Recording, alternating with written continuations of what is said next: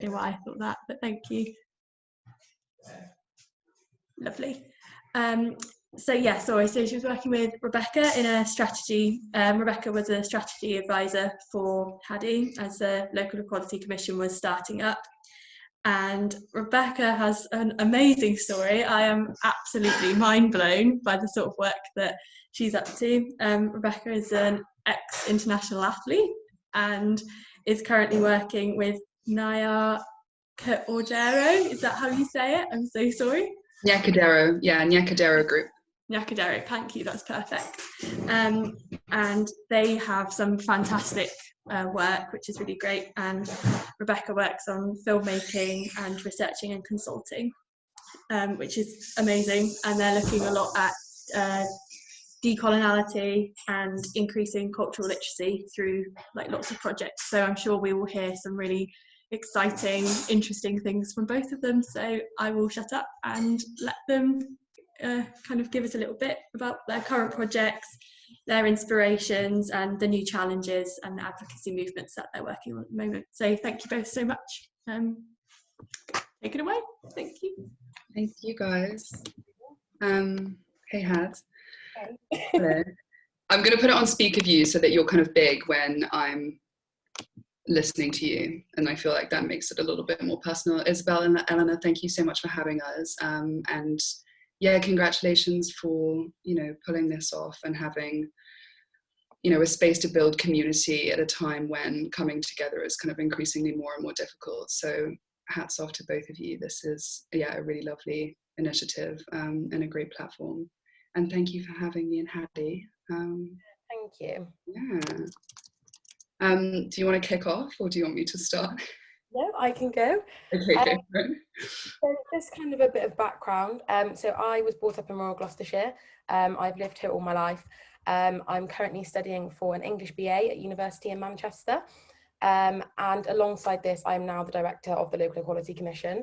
So this is a community initiative that was born out of the Black Lives Matter protest that we organised in Lydney, alongside Rebecca's help, obviously.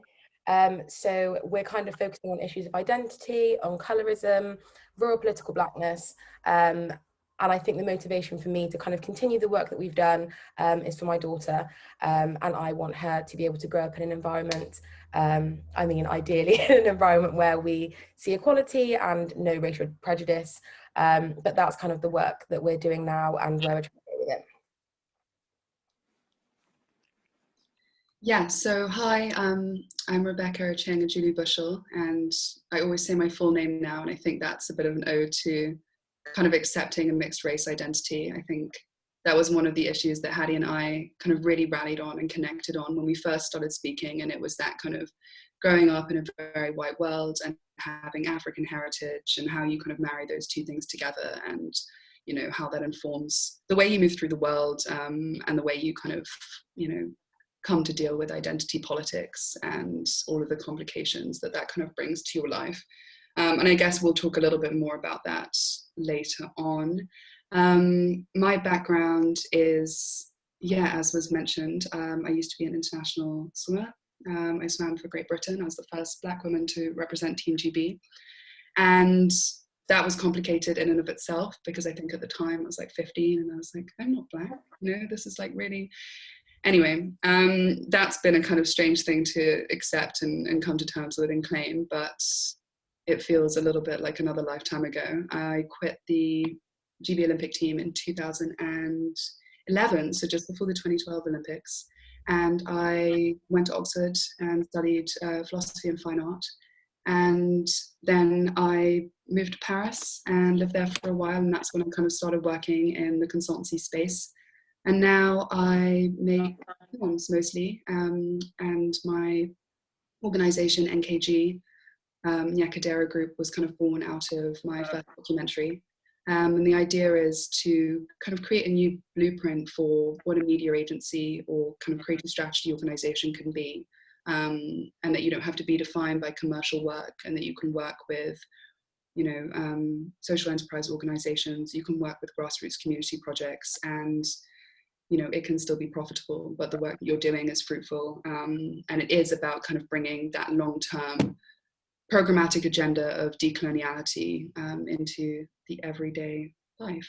So yeah, that is me. And I think probably to flesh out some of that stuff, I think Khady and I should maybe tell you a little bit about, you know, in just layman's terms, like what the LEC is and what NKG is, and how they run and work on a day-to-day basis. And I think that will probably shed light on our relationship, which is probably much closer to kind of sibling than it is to colleague. But yeah, I think we should tell you a little bit about our work.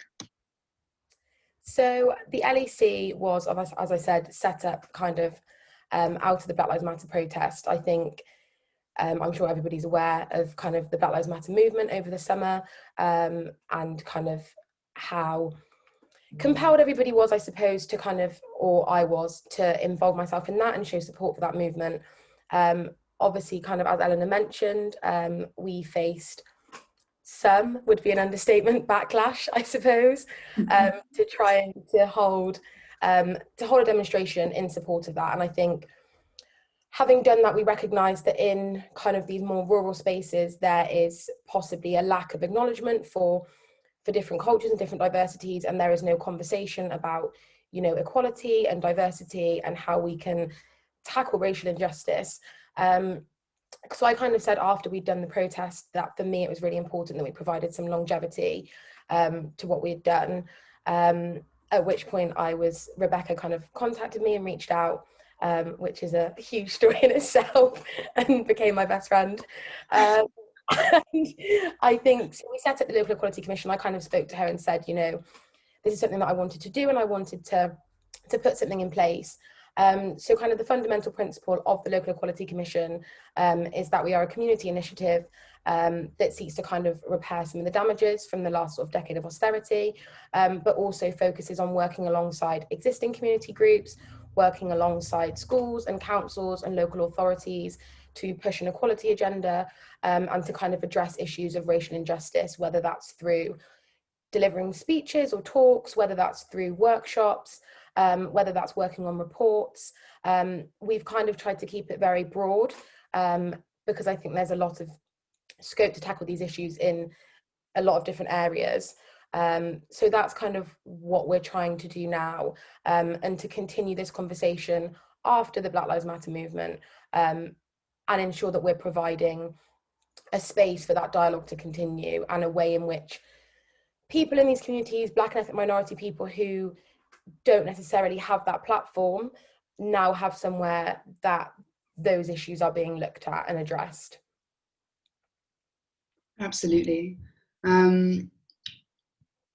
So I think I'll start kind of back to front and talk a little bit about how I know we're skipping ahead a little bit about how kind of we came to be one individual person, which we kind of are now very joined at the hip. So and I always forget to mention this because I think somehow it's just like fitting into the spare hours I've like created in the day. I'm actually doing my PhD at the moment, and I'm doing my PhD in African Cultural Studies, and I'm at a university in America. And so earlier this year, I think it was kind of beginning of March, I went over to the States, and I was in the Midwest actually. And I went for about, 2 weeks, I think. I had one pair of jeans, so 2 weeks.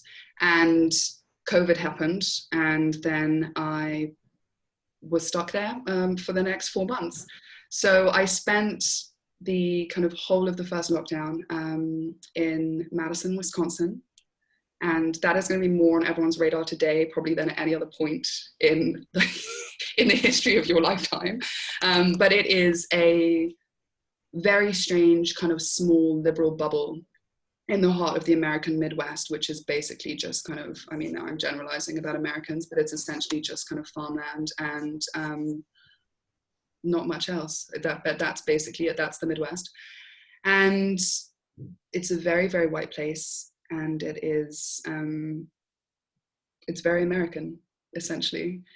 And 4 months there, kind of through COVID, was bizarre, to say the least. And then, obviously, facing all of the kind of BLM eruption that happened kind of very, very close in Minneapolis. And my first thought actually was a kind of morbid one, and it was that in 2015, when I was finishing my university project, I was making this film called No Justice, No Peace, and it was about the first kind of run of the Black Lives Matter movement. And I remember being about 20 or 21 and kind of desperately wishing that I was in America, you know, thinking like, God, I really just want to be in the mix. I want to be with it. I want to kind of feel the energy. I want to like be out on the streets. And flash forwards 5 years, and bizarrely, I was kind of caught up in, you know, in the middle of this. And it was absolutely terrifying. You know, it was just like you completely kind of, you know, heart-stopping, the idea of just being on the street, being so aware of the color of your skin, thinking about it all the time, every time you know, drove your car, you know, pulled up at a light, you know, whatever it was. And it's strange being in that kind of heightened state of anxiety when, you know, for all of its flaws, I think, you know, I'm never scared in the UK, not really, you know, not even about kind of being a woman and walking home at night. I don't think about myself as a body that, you know, could be subject to violence, but the racial narratives in the US kind of subject you to that all the time.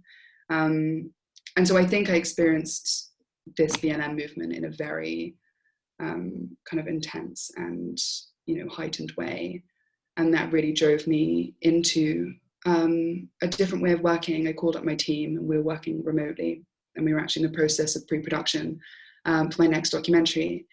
And, you know, I said, what if we could do what we do now, but for the people who kind of need it most, but don't have the means to pay for it. And so we were thinking about how do we arm activists, you know, lawyers who are offering their services pro bono, people who kind of are trying to start small grassroots initiatives in this time, in this BLM moment. You know, how do we offer them the tools, the research, you know, the strategy, the kind of social media and design and optics, that's kind of all of the stuff that we do as NKG. You know, how do we make our offering research-led and social and community change oriented? And when I came back to the UK, finally, I think like kissed the ground when I arrived. When I came back to the UK, one of my friends at the BBC sent me this documentary, and she said, hey, don't your family live in the Cotswolds? That's in Gloucestershire. Look at this thing that happened in your absence. I remember kind of calling up my assistant. I was like, you have to find this girl, get her on the phone right now.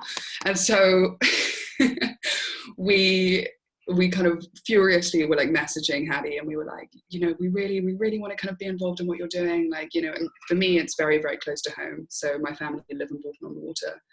And so Khady and I are like 40 minutes apart, kind of down the M40.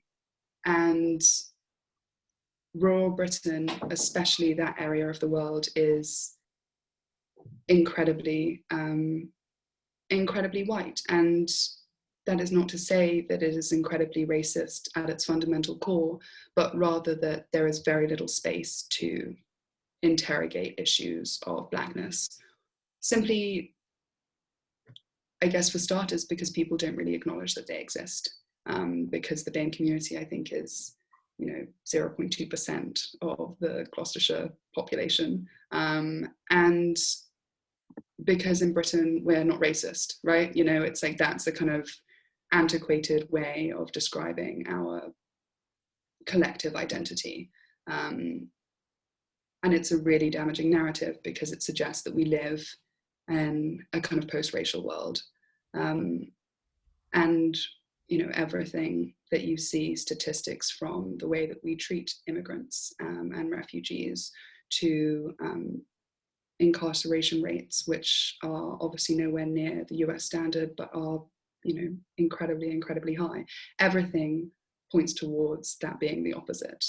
And that was, I guess, the basis for mine and Khady's first conversation. I mean, we talked a lot about hair, and we talked a lot about growing up mixed race and being kind of the only, you know, brown person in a white classroom. And we talked a lot about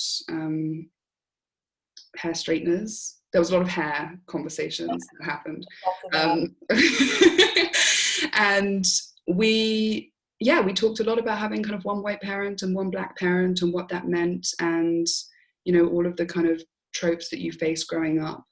And then the kind of way that our relationship progressed kind of felt very organic, because, you know, when you meet someone who's had such a similar experience of the world as you have, you know, it really kind of shapes any relationship you have going forwards, because there's so many things about you that you oftentimes don't say that you then don't have to say to this person, right? They just understand. I was just about to say, I think one of the most refreshing things about the first conversation that we had was talking about all of those little things that are encompassed in being a mixed race person in these rural spaces, that when you explain them to other people, they just seem absurd. And I was explaining these things to you and you're like, yeah, that makes perfect sense. I completely get that. And you almost don't have to. And I think it was one of the first times that I'd probably engaged in a conversation like that and spoken about being young and a female and mixed race in these environments, and kind of the struggles that you go through. And I think you kind of don't necessarily recognize them, and you don't even acknowledge that they're happening. It's just part of your life. And then you speak to somebody else who's experienced the exact same thing, and you're like, wow, like I have never really noticed that. It's just something that I've conformed to, or it's something that I've accepted and never addressed. And I think that was a big part of how we've probably got to where we are now, because it's that shared lived experience, I suppose. I completely agree. I think one of the things that, you know, really kind of drove me and Khady to collaborate on this going forwards was this idea that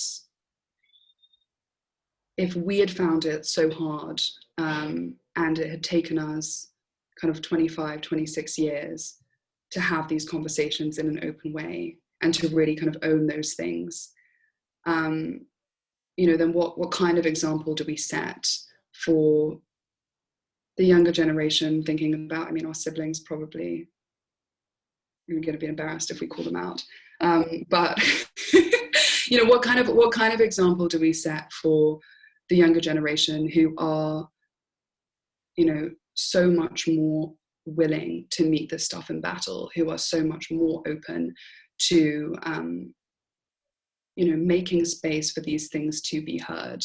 And I think that, you know, we have to think about the work that we do as not only having longevity kind of going forwards and having an impact, you know, not just now, not just in these moments of real kind of cacophonous noise around change, but in the absence of BLM and post Black History Month, and even when we are gone, you know, what do we leave for those people who have to pick up the mantle? And I think one of the things about having and battling with kind of African ancestry is that there feels that really kind of strong weight to do something that is, you know, as much beyond you as you possibly can. And I think you inherit, you know, a really, really strong sense of your ancestors' history and your ancestors' struggle, and that kind of has to translate into the way that you're working and into the way that you're thinking about, how you leave your mark on the world. You know, and that kind of percolates down into every kind of area of life. And I think a lot of what Khady and I talked about was this idea that every conversation, every interaction, every action is inherently political, and especially when you are Black or a person of colour. And that means that every day is just that little bit harder, because you are so heightened to being the person that has to react, you know, and being the person that has to be kind of racialized, and being the person that has to say, or has to choose whether or not to say, oh, by the way, you should kind of probably think about not saying that. Or, you know, oh, like there's another kind of imperialist, whatever going on in the corner, you know, and you're kind of always aware of those things happening. And I think that that's what leads us on to this conversation of cultural literacy.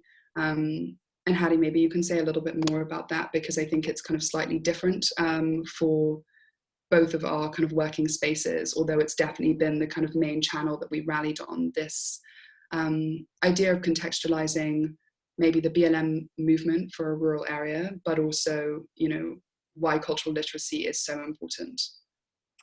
I think, kind of following on from what you've said, I think the last few months for me personally has been an eye-opener to possibly the fact that I have been slightly more reactive to situations like the Black Lives Matter movement, and not necessarily been proactive. And I think growing up in these rural spaces, I think I spent a long time struggling to work out where you sit as a mixed race woman in these spaces. You're not, you know, there's this whole kind of controversy of you're not black enough, but you're also not white enough, and where do you fit? And, you know, you're presented this kind of ideal of what beauty is by your white peers. And I think growing up, being a female especially, I think that was difficult. And I think I spent a lot of time when I was younger trying to conform to those ideals instead of necessarily challenging them. And, you know, and I was having divorced parents, I suppose I was slightly distanced from my black heritage, and, you know, that wasn't something that was readily available to me. So I think that was problematic in the way in which I have approached, you know, issues of racial injustice and social injustice, you know, growing up in this space. I think when you're a minority in these kind of areas, I think you do everything you can not to stand out, you know. And I think I'm so sorry, my mum is ringing me. Jacob, can you tell her to stop calling, please? She's trying to FaceTime me. I don't think she realizes that I'm in the middle of something.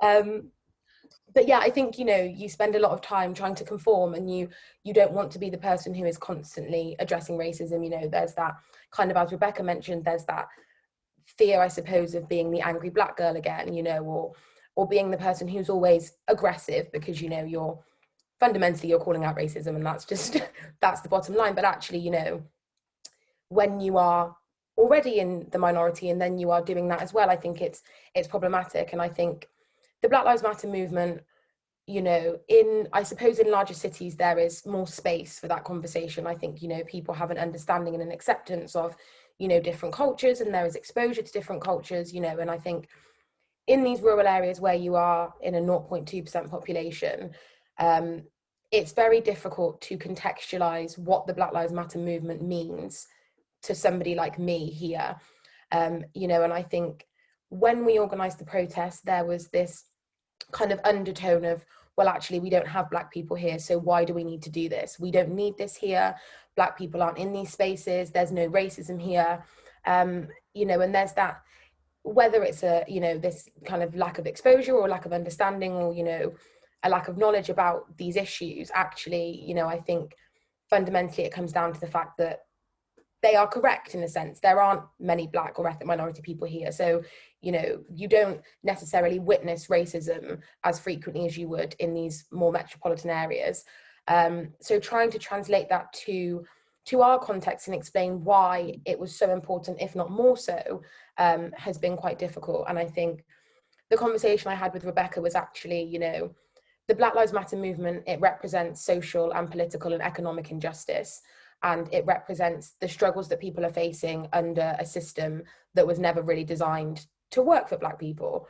You know, and I think it's the same system that we are all under. So where black people are being failed, whether that's through the economy or whether that's through politics, they are the same issues that we are all facing, and we are all failing under this system. And I think we wanted to try and create the Local Equality Commission to translate to people that actually this fight that black people are fighting, yes, of course, you know, fundamentally it is against racism and it's against racial injustice, but actually that is an issue that comes off the back of these other problems that we are facing in our society. So we wanted to kind of find a way to tackle that tone that we felt very strongly here, which, you know, was that this was kind of irrelevant, and actually try and make it relevant to the people, you know, that we are engaging in conversation with and that we are trying to work alongside, you know. And I think it's been difficult, you know. I think it goes down the politics route again, you know, like our local MP is a perfect example, you know, and I think when you're trying to make change like this and you're faced with difficulties from those that are kind of in these positions of authority, it makes, you know, yet another problem on top of this fight you're already facing. But I think trying to find a way in which we can engage people to empathize and understand that actually this, you know, it goes beyond the racial injustice, is a really important thing for us to do. Yeah, and I think that that's exactly where those kind of two like projects of work kind of converge, because one of the things that Khady and I speak about most often is probably this need for kind of an increased level of compassion and empathy, and that's, you know, cross societal. But you know, if there's a kind of remedy to a lot of the, you know, racial hatred and interpersonal kind of violence that is perpetrated, you know, through kind of racial lenses, then it must be an increased level of kind of compassion and empathy for people who maybe aren't the same as you, or don't come from the same means, or don't look at the world in the same way. And it's how do we make that conversation not just discreet and not just apply to calling someone the N-word. You know, yes, that is racism, but really, like, that's not what we're talking about. You know, what we're talking about is a kind of bloated capitalist system that seeks to subjugate those people who are not within the kind of frame that that system was created for. And that is not just kind of Black and Asian ethnic minorities. That is white working class people. And that is people who come from areas that used to be largely supported by industry. And that is immigrants, and that is refugees. So when we say Black Lives Matter, politically, we mean those people who are kind of subjugated, and those people who are being failed, their lives matter as much as those people who the system works for. And that kind of, you know, I mean, you can apply that kind of level of equality to, or that definition of equality to sexism, to kind of feminism, to homophobia. It is like, it is a fight for equal treatment. It is not a fight to kind of spotlight one group over the other, and it is also not divisive. And I think that that's really where Khady and I are kind of trying to work, in that kind of small area that says, you know, we're not against you. And I think one of the main things that came out of this BLM movement that was quite difficult to grapple with was, you know, that people kind of drew lines, and they did, I guess, really what happened after, or before Brexit. And it was like, you know, you're an idiot. If you don't agree with me, then you're wrong and you're against me. And I don't have anything to say to you because, you know, it's BLM, or, you know, you're a, you know, raging white supremacist. And that is fundamentally not a productive line to take. And so, you know, it's one, how do you unpick both of those positions? You know, and how do you bring them closer together? And it's not about compromise or, you know, kind of allowing certain behaviors and thinking, you know, we'll get there eventually, but it is about pragmatism. And it is about listening to people. And I think that, you know, somewhere along the way, we've lost that on both sides of the equation. And how do we get that back? I think that's a huge part of it, isn't it? That actually, you know, and we experienced exactly that. And I remember speaking to Rebecca about it at the time, you know, it was this instant barrier, I suppose, that when you're talking about issues like Black Lives Matter, you know, it seemed to be that there was two sides of the fence, and that was it. There was no kind of meet in the middle. There was no scope for conversation. It was just a case of you're either you're either with us or you're against us. And I think we felt that quite strongly here, whether that was because of the demographic, and that was, the situation that we're in this slightly more rural space. But I think, as Rebecca says, it's about finding a way that now that this Black Lives Matter movement, I wouldn't say we're moving on from it, but, this is something that I suppose the initial energy is going from, that actually now, how do we find a way to build that bridge and to continue that conversation and communicate in a way that's productive and in a way that doesn't close down conversation immediately. And I think a lot of that's possibly down to fear around this conversation. I've had multiple talks with people over the last few months, about actually, I think there's a lot of fear around these conversations. People don't want to ask those awkward questions. People don't want to seem, kind of provocative when they're talking about these issues, but actually there needs to be a way in which we find a meeting point, because there's going to be no progression if we continue to have this kind of battle, I suppose, about talking about issues of racism.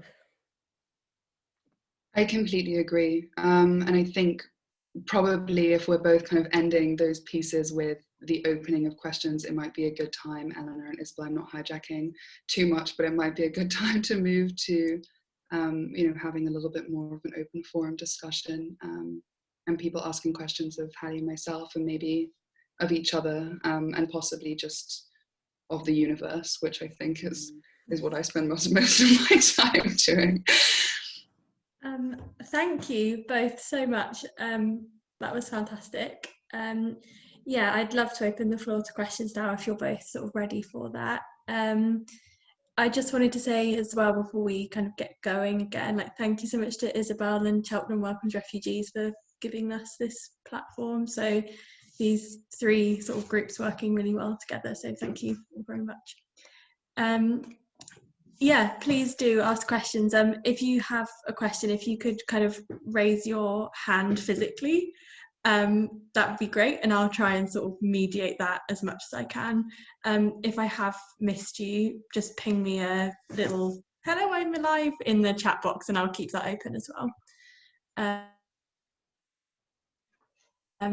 Please, any questions or sort of dialogue you want to open, go for it. Hi, Alex. Hi, I've got just a big thank you to Rebecca and Khady. That was a really helpful, inspiring talk by both of you. Thank you so much. I think what really struck me was the way that, and you both talked about this, Rebecca, you talked about pragmatism and listening to people, and how do we get that back?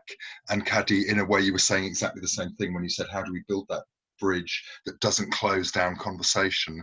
I work with two colleagues that are here, Tristan Middleton and Rick Milliken, and they, day in, day out, they're dealing with students where we're trying to encourage safe spaces in which to discuss these issues, where they don't feel that they're going to be jumped on for saying the wrong thing. We're so unsure.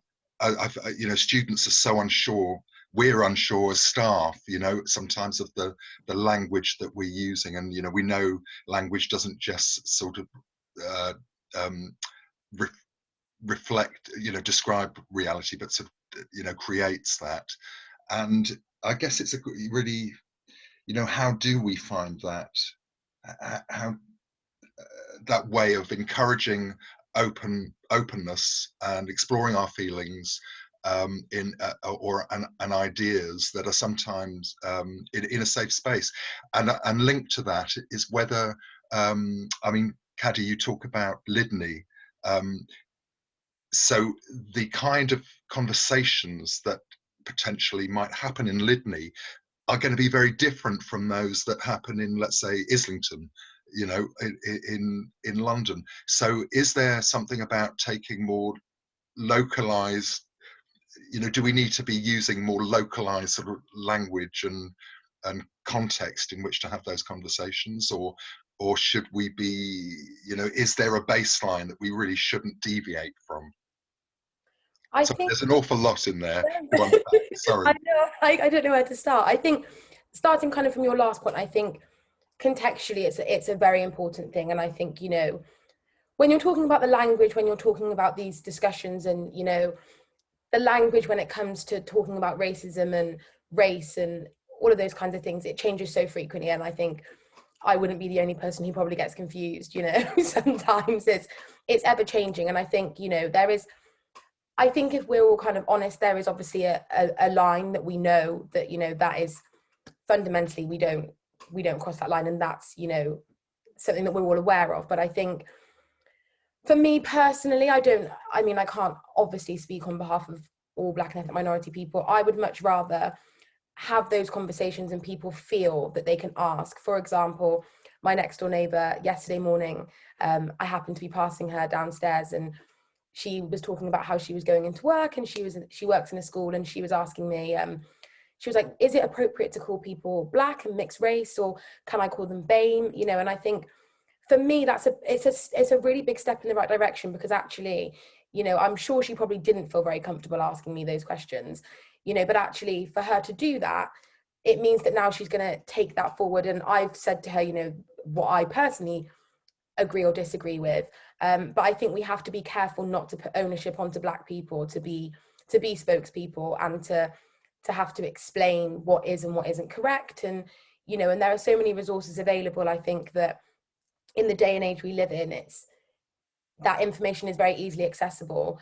But I think what's applicable here wouldn't be, as you say, applicable in London necessarily. And, you know, I think those two spaces experience very different issues. It's the same with actually, you know, the US BLM movement. You know, that's a very different, you know, level of violence and a different level of issues, but actually it's the same fight. It's just the way in which I suppose the demographics sit and how those problems translate to the space that you're in. Thank you. Sorry, my internet was jumping around all over the place, but I kind of got a little bit of a gist, or I'll just say what I think, and then I will hand over to Peter, who had his hand up and is going to ask a question, I think. And that was just really briefly to kind of build on Khadí's point. I think we've got ourselves into a situation now where not only is this stuff very divisive, and not only have we lost this ability to listen to one another, but also kind of, liberalism has actually become quite violent. And maybe that's kind of a controversial statement, but I think I felt that no more than when I was in America. You know, there's almost nothing more kind of violent than white liberals in America. And, you know, they're violent from a kind of, you know, intellectual gatekeeping perspective.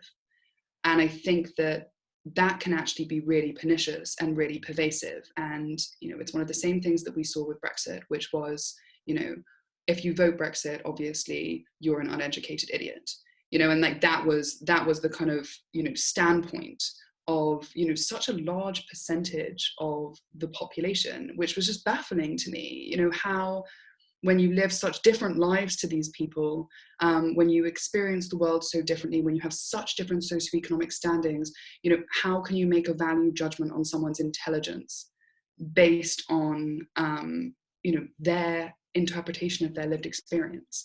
And I think that that's happened a lot with issues of race, and it's happened a lot with the kind of liberal agenda when it comes to issues of race.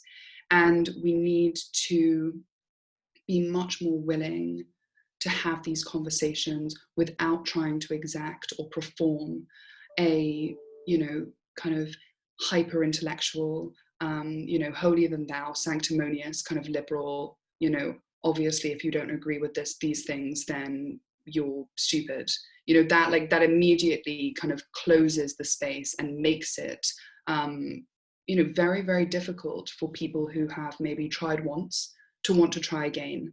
You know, we can't, you know, this is not one strike and you're out. Like, we're trying to kind of change the world. We can't let everyone fall at the first hurdle and be like, oh, well, you know, we'll leave you guys behind. You know, it's just, that's not how it works. And as we've seen, you know, with the last American election and this one as well, you know, you don't, you don't win with a kind of, you know, major minority. Like it doesn't happen. And so, yeah, on we march, but we've got to bring more people to the table.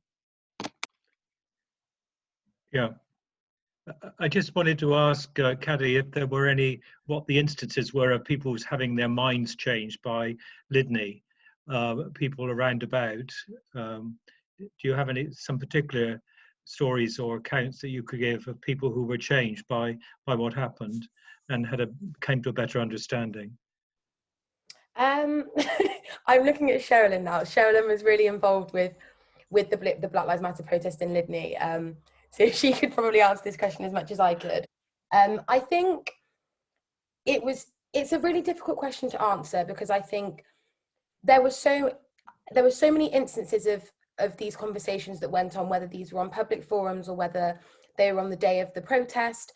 I think, you know, the negativity that we experienced was a lot louder than the support that we had. But I think sometimes I'm very quick to kind of forget how overwhelmingly large the proportion of people was that were supportive of what we were doing, and the people that got behind it, and the people that were prepared to stand alongside us and say, actually, this is something that's really important, and we all have to engage in this conversation and engage in this fight.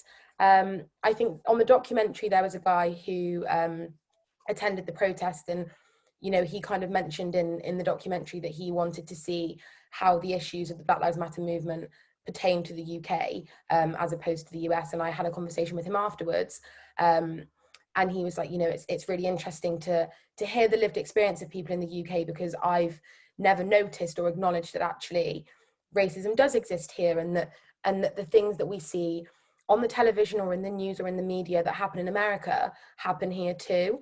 And I think there are a lot of cases, you know, I think Sherilyn got involved in many a debate whilst we were, you know, on these public forums. And there was a lot of instances where people had things explained in a slightly different way, or were given further information, and actually kind of had this sort of realization that, you know, this is happening and it's important and we have to talk about it, you know. And I think it's very difficult, because you hope that you'll be able to change everybody's minds inevitably, you know. That's the goal, is that, you know, anybody who doesn't necessarily see why this is so important to myself and every other Black person, you know, that they'll one day empathize and one day understand.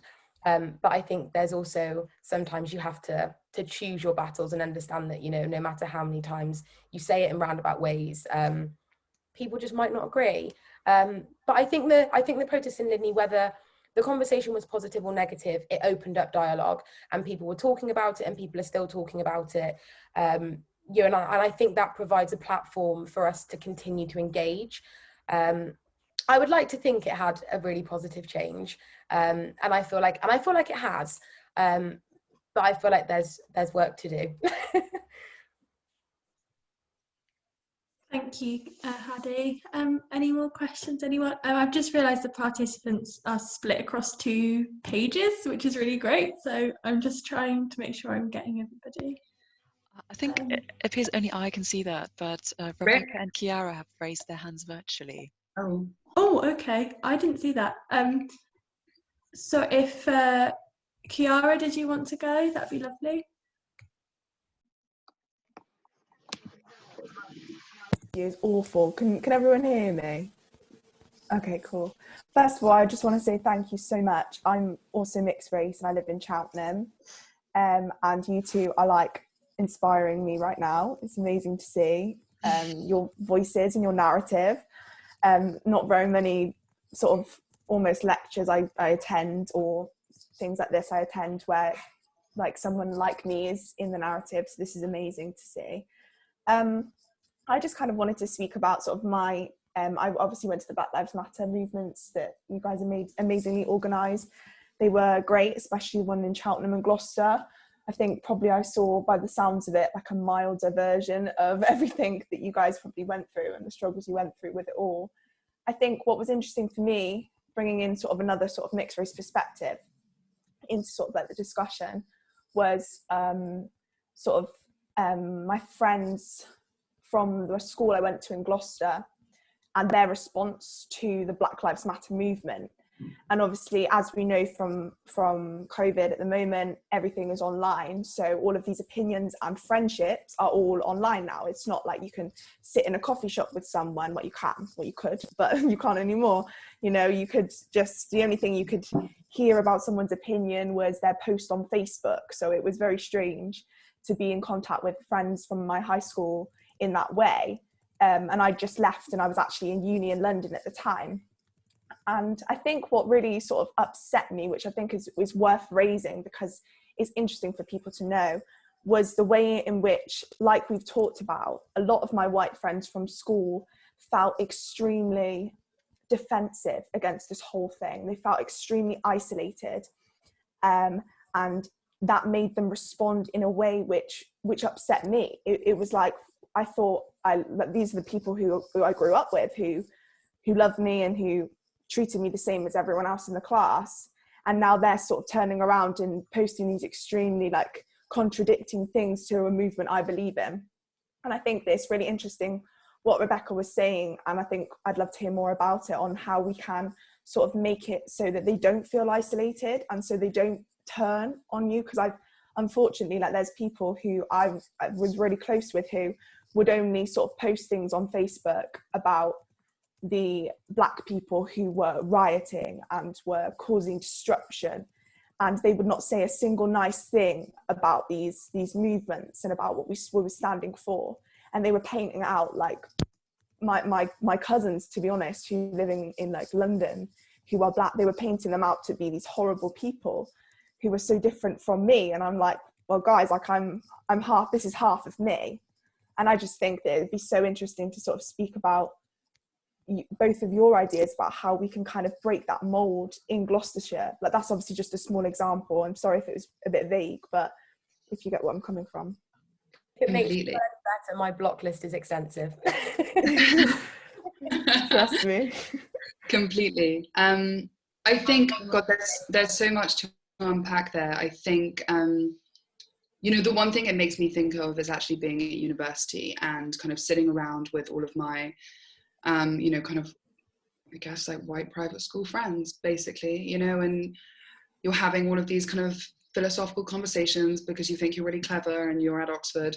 And, you know, you're not, it's all just very pretentious and self-conscious. But anyway, that's not the point. The point is that, you know, at some point in those conversations, someone would sway into something that was like slightly racial, right? Whether that was like something about imperialism or like, you know, a joke about Nigeria or whatever it was. And then, you know, the kind of everything would just kind of go a little bit quiet for a second. And then somebody would kind of mumble like, oh, like, no, but like not you, like them. Yeah. You know, and it was that kind of weird distinction where I was suddenly taken like onto the other side of the table. Yeah. And it was like, no, but you're fine. You know, like your proximity to whiteness means that we're not talking about you. Right. And I think that is one of the most difficult things about being mixed race, right? Because you are, you know, you're not Black enough to be Black. And yet, even though you are half white, you know, just a drop means that you're not. Yeah. And it's a really, really difficult position to be in because you find yourself having to be amorphous between these two spaces. You know, I think like being younger, and anybody who's mixed race will know this, you know, the way that you kind of like, you know, you change your accent and you change the words that you're saying, like whether you're with your Black friends or your white friends. I probably just did, unfortunately. Yeah, no, of course. Like, I mean, we're all performing all the time, right? And there are so many layers of that. So it's not, you know, it's not to say that you're alone in that performance. You know, that is just a human characteristic. But, you know, it is much more heightened when your pool of identity is smaller. And I think when I talk about listening, you know, yes, I'm talking to people who are shouting for our team, right? But I'm predominantly talking about people who are on the other side of the fence. And I think the antidote to defensiveness is silence, right? You know, it's like when you're dad is like teasing you about your boyfriend, and then you're like, I don't have a boyfriend, you know, and it's like, thou dost protest too much, you know. It's like, instead of being defensive in that moment, obviously the best thing to do is to be silent and to say nothing. And, you know, one of the things we can do, which is almost better than, you know, educating people about the history of slavery, or, you know, the destructive nature of, you know, coloniality, or how much the imperial project has like imprinted itself into the psyche of Black people, you know, all of that stuff you can find on the internet. But like, what we can educate people to do is to be quiet and to listen, and to create space for those who need to be better heard. And I think, you know, it's this idea that there are like, there's a scarcity narrative, you know, like there's only so much space. And I think that's not true. I think that there is enough space, so long as we kind of modulate how we provide that platform, and who gets to stand on it. Thank you very much. Rick, do you have a question?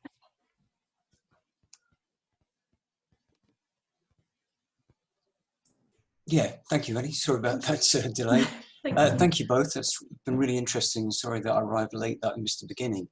I guess going back to what Alex was saying about trying to create safe spaces, as he said, you know, we work at university and we work with students, and we try to create a safe space to have these sorts of conversations. But I'm always intensely aware that I'm a middle-aged white bloke, and you know, I can only see things from my perspective. And although I can try to understand, and I can read and I can listen, if I'm presenting and trying to create a space for discussion, I'm still a middle-aged white bloke. And I'm also intensely aware that in our classes, we tend to, sadly, have very few Black or mixed race people. So most of the group tend to be white. And where we do have only one or two people of colour, it becomes very, very tricky, because I feel then very concerned for them that they may feel uncomfortable because they are such a small minority within a white class, and I don't want them to feel obliged to speak up for you know, another perspective. And if they do, if they choose to, then of course that's fab. But often they seem not to, and I then get concerned about this kind of sense of responsibility that they may have to represent. As Khady was saying earlier, you know, you can't speak for all Black people, and wouldn't expect them to. But they may not want to speak out at all, and often they don't, and that makes me then feel, as a white bloke, more uncomfortable. So it does get very tricky in terms of creating that environment where we can share ideas, perspective, experiences, and ideas about them.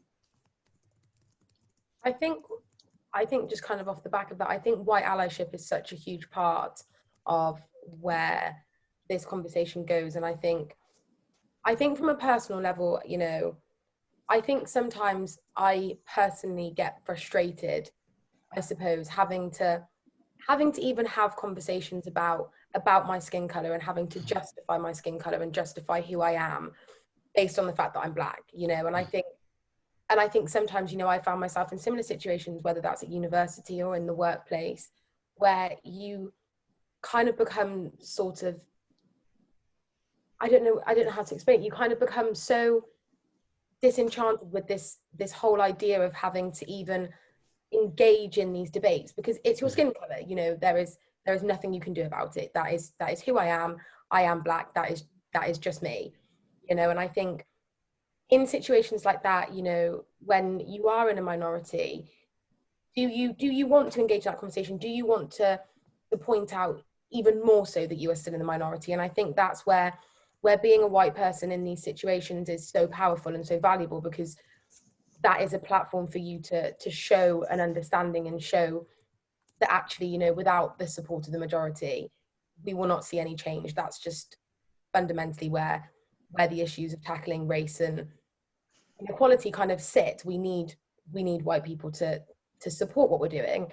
And And I think, you know, in that particular situation, you have to give them the opportunity to do that. And if that's something that people want to discuss, I have no doubt they will. And I think for me, it's kind of become a bit of a tear between the two. You know, this huge part of me wants to fight for these issues and fight for equality and fight for justice. And then the other part of me is sitting here thinking, why am I having to do this? You know, why am I even having to engage in this conversation? Why do I have to fight to be treated the same as somebody else who is simply a different colour to me? And I think that's, you know, sometimes where issues arise of people not even wanting to have to spend every day battling. I think it's, you know, it's a constant fight every day. And I think, you know, for all of the things we're doing, and it's fantastic, and I will never stop doing that. You know, it's kind of, when do you get to the point where you've just had enough, I suppose, to put it bluntly, you know? I guess that's kind of partly what I mean. You don't want them to feel that they have to keep on fighting and fight in the class, but then I also don't want to have to speak, or don't want to speak for them. I think, you know, a lot of the times this conversation can, not this conversation specifically, but conversations around these issues can become kind of really concerned with the abstract. And, you know, a lot of what we do at NKG is think about kind of practically how to face this stuff. And sometimes, although in counterance to kind of the really emotive conversations that we're having now, which are fantastic and really help do so much to improve literacy, just thinking about kind of practical remedies for facilitating these things is really helpful. And Rick, I would suggest, you know, one of the things that you could do is, you know, empower a Black mediator to, sorry, I don't know if my internet is gone or if my laptop's just telling me that that's happening. Can everyone still hear me? All fine? It's come back. Yeah, okay. Yeah, empower someone to come and facilitate this conversation for you. You know, mandate the university to put on a racial workshop. You know, get someone in like Khady, who maybe today hasn't had enough, maybe tomorrow will have done, to come and talk to you and to talk to your students and, you know, to kind of level with them, you know, really engage your students in a way that makes sense to them, which is through the voice of somebody who they can relate to. And, you know, ensure that you know, pay people to do that. You know, that is like an important part of this process, is kind of getting out the way, but also, you know, remunerating, you know, the Black people who are willing to do this work and treating it as if it is an important, you know, facet of the job market. Thank you so much. That's great. I'm going to come to Rebecca now, please. Hello, ladies. Thank you for your time this evening. I've really enjoyed listening to you. I think everything you're saying really resonates. Personally, I think as a white person, especially I grew up and I live in the North Cotswolds, not too far from Gloucestershire. I think we are a nation, or a community rather, I should say, of deniers. We are very, very good at sticking our head in the sand and pretending that issues don't exist, unless, of course, they apply to us directly, and then it's a different story. I personally was one of those people. I hold my hands up. As I say, I grew up in the North Cotswolds. I didn't encounter any racism at all. Why would I? I lived in a white community, but it didn't resonate with me why I wasn't receiving any exposure to these issues, why I wasn't becoming aware of them, why I was ignorant to these issues. And then I moved to South Africa, to Johannesburg, and I was thrown into the thick of it. As a white person, I was the extreme minority. I was made to feel extremely hypervigilant about my skin colour. I was personally told that my people will never be forgiven for their invasion in the Boer War. I was nicknamed a redneck, which is quite derogatory. And I was turned down in job opportunities because of my skin colour. I had friends who were black, absolutely beautiful people, but they always seemed to keep their distance and stay in their community. And the white people were even worse. There was this huge racial segregation, and it opened my eyes to what I'd been ignorant to. And when I moved back home, and I've only been home about 3 years, I started to notice it's almost like covert racial problems that we have here. Nobody wants to admit to it, but it is there, and people are being affected by it. And I think, as I say, because I've witnessed it firsthand, yes, in a different continent, but I've witnessed it firsthand, and I would like to be somebody that can speak as a white person and say, stop being ignorant. Just because you're white and it may not affect you directly, it doesn't mean that you should close your eyes to this. I feel really strongly about it. I kind of suspect that after the Black Lives Matter campaigns, the marches, it becomes yesterday's news, which is dangerous, as we know. It's no longer a household conversation, and it needs to be. And I feel like we go back to that social norm of denial, and there's just one small fish in the pond. My first thought would be change the mentality of our local MPs. Somehow, I don't know how, but they're very, very quick to take photo opportunities and make statements, but it all seems very shallow. How do we go forward is my question. How do we go forward and create some enthusiasm with the people in power, albeit on the lower level, and as such I mean the local MPs? How do we create that enthusiasm within them so that they can take it forward to their peers, and eventually the ladder of progress becomes greater and greater? I just worry that this will all go by the by, and the household discussions will cease. Because once that does happen, we're treading dangerous ground, and people such as yourselves would end up a lost voice. And I personally would feel very, very disappointed in that.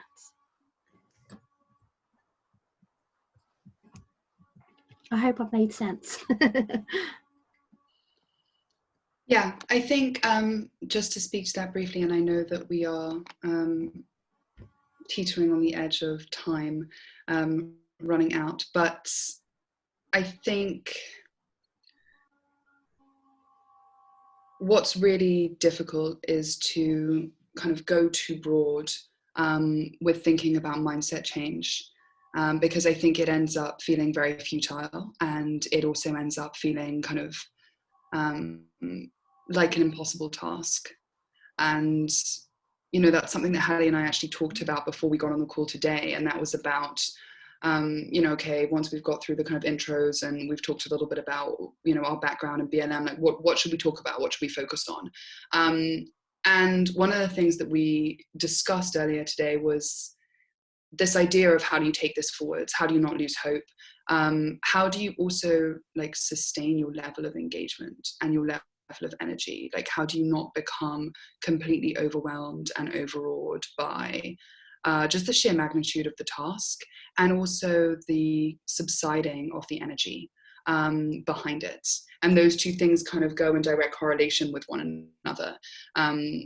It is in the aftermath of the BLM movement, it's now more important than ever, that this stuff is focused on and changed, so that we aren't facing the murder of another George Floyd in our future, and that is something that is behind us. So, one of the things that I think it's important to keep in mind is that activism isn't always as active as being on the streets or mandating your MP. It's not thinking about this stuff all the time. It's not being kind of constantly, torn up by this, sense or need or urgency to kind of be constantly transforming. It's also in the small decisions you make. It's in thinking more about the climate. It's in thinking more about your neighbours and more about, the plight of refugees and immigrants. And, that doesn't have to be something that kind of,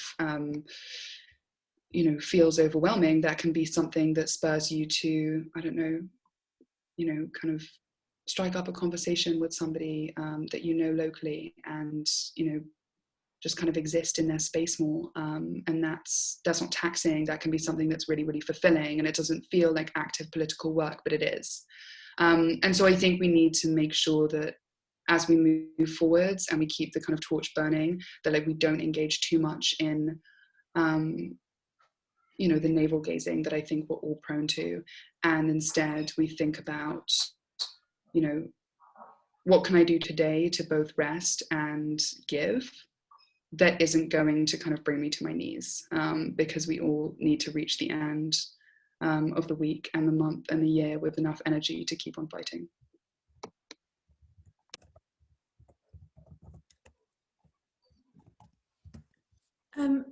Khady, do you want to add anything to that before we move on to the next question? No, I think what Rebecca, it's about, as Rebecca's saying, actually,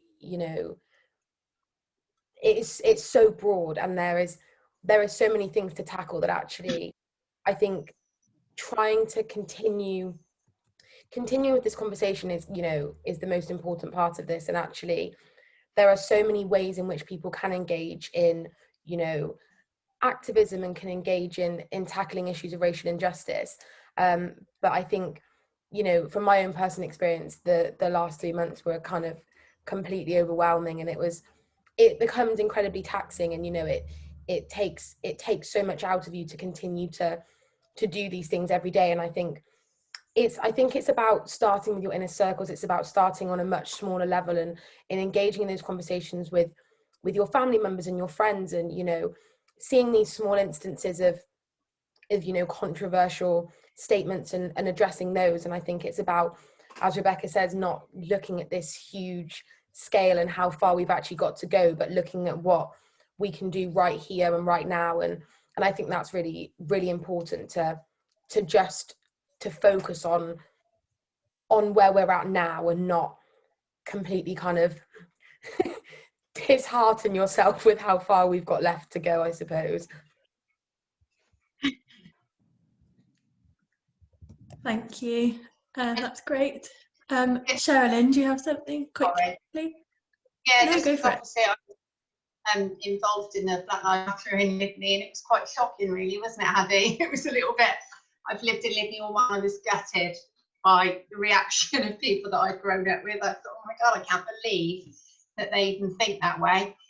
But one of the things that I struggled with was that actually I found it really hard to discuss. I found it hard to discuss because I was so angry, and I think that comes from hurt and disappointment, really. I'm getting a little bit better at it now that we've had a few months of healing, but I've also taken a bit of time to try and educate myself so that I can actually have a proper conversation with people. I can give them an answer, I can give them examples, which I couldn't really do at the beginning. And I think actually, although it felt a little bit negative for a while, didn't it, Khady? Because it was actually, the event was brilliant, absolutely brilliant. So I take my hats off to them because it was really, really good. It was a lovely afternoon, and we learned a lot there as well. But sadly, a lot of the people that went weren't necessarily the people that needed to go. And that's a little bit that we need to sort of move on. And I think that's probably a little bit of a slow burn, a little dig, so that they start to go, oh yeah, actually I hadn't thought of that. So, but it is quite difficult. It's a difficult discussion to have, and I really couldn't have one for a while just because people would say something and I just wanted to bite their head off. Because I just saw, and I thought they were stupid, if I'm honest. I just thought they're so stupid. Why do you even think like that? But then you do have to listen and then give a sensible answer. But yeah, it takes time. But well done, ladies. Thank you. I've enjoyed listening to you all. Thank you.